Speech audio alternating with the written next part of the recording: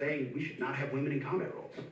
It hasn't made us more effective, hasn't made us more lethal, has made fighting more complicated. Now, here's something you are not going to hear on the mainstream media. What you do hear is warmongers arguing that we must protect Ukraine because it is a quote-unquote democracy. But they're lying.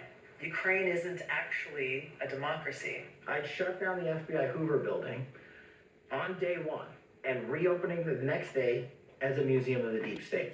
Well, those were the pick for Defense Secretary, former Fox News host Pete Hegseth, Trump's would-be Director of National Intelligence, Tulsi Gabbard, and his choice to lead the FBI, Kash Patel.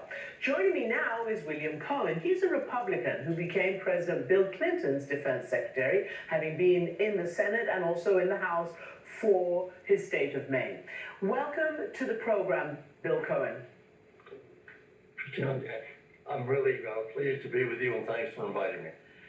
Well, I'm concerned about the appointment or the nomination of people who don't have a sufficient background in the areas they're going to be required to oversee and to manage.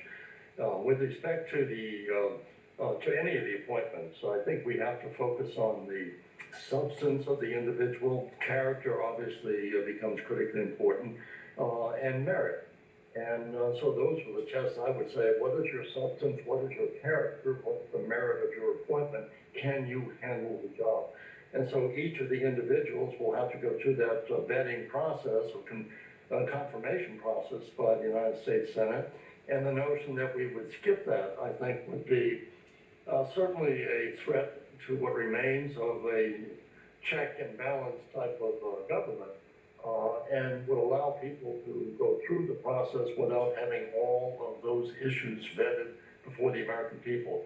And so I would be concerned about that, skipping the confirmation process, having temporary appointments or recess appointments that could last for up to a year or so.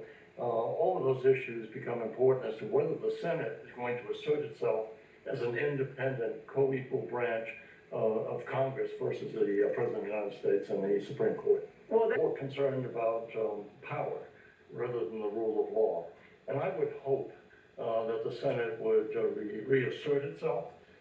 They certainly, as a Republican member, want to be supportive of the next President of the United States, but they have an obligation to insist upon whoever comes before them, whatever President-elect Trump may do. They have to insist upon the rule of law. If they don't, they're surrendering something fundamental to the integrity of this country and the notion that we could remain a